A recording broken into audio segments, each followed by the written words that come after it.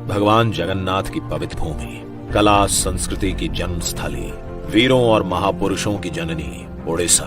कलिंग राज्य का उल्लेख महाभारत जैसे पौराणिक ग्रंथों में मिल जाता है और इसकी कहानी वे पत्थर भी कहते हैं जिन पर यहाँ के प्रतापी सम्राट खारबेल का नाम लिखा है। ओडिशा के निवासी कितने स्वाभिमानी, राष्ट्रभक्त और साहसी हैं, इस बात का प्रमाण कलिंग युद्ध स्वयं है।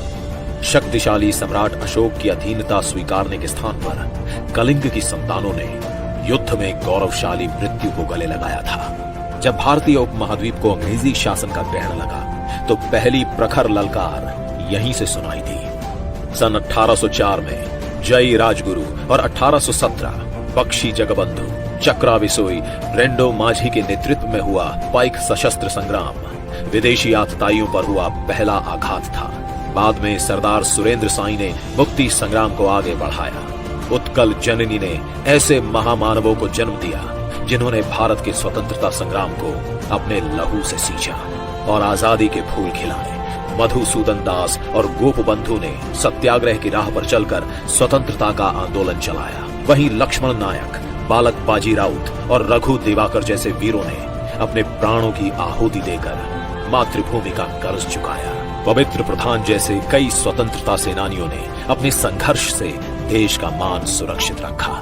आज देश प्रधानमंत्री श्री नरेंद्र मोदी के मार्गदर्शन में अपने महान स्वतंत्रता संग्रामियों की स्मृति के उज्जवल आलोक में आजादी के 75 वर्षों का उत्सव मना रहा है। जब अपनी मातृभूमि पर गर्व करने वालों की बात चलती है तो सहज ही नाम याद आ जाता है उत्कल केसरी डॉक्टर हरे कृष्ण मेहताब का। जब देश ने सहायता के लिए पुकारा तो कॉलेज की पढ़ाई छोड़कर युवा हरे कृष्ण ब्रिटिश राज के विरुद्ध उठ खड़े हुए। एक समृद्ध परिवार में जन्म लेने के बावजूद उन्होंने जेल की यातनाओं को सहर्ष स्वीकारा। असहयोग आंदोलन या नमक सत्याग्रह हो या भारत छोड़ो आंदोलन, डॉक्टर मेहताब सतत ही संघर्ष करते रहे और लगभग 10 वर्षों तक जेल में बंद रहे।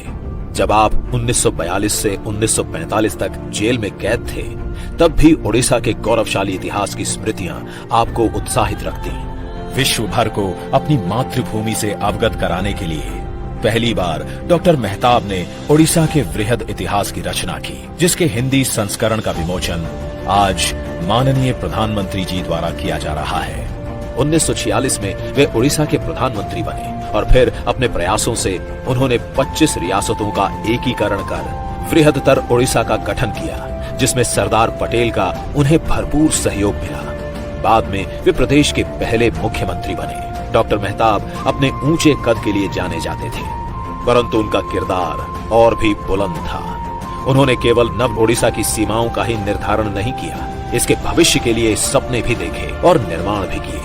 उन्होंने हीराकुंड बांध के निर्माण, पारादीप पोर्ट और राउरकेला स्टील प्लांट सहित अनेक उद्योगों की स्थापना से आधुनिक ओडिशा की नींव रखी, तो कटक के स्थान पर भुवनेश्वर को नई राजधानी बनाने में अहम भूमिका निभाई। मजबूत बुनियाद पर खड़ा ओडिशा आज धमरा और पारादीप बंदरगाह का कायाकल्प हो या ऊर्जा गंगा पाइपलाइन परियोजना, खनिजों का सही उपयोग हो या फिर प्रदेश को हाइड्रोकार्बन हब बनाने की बात, ओडिशा अपने नवोदय की ओर निरंतर बढ़ रहा है।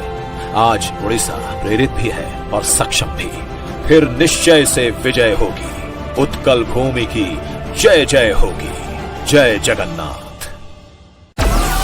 डाउनलोड मौज।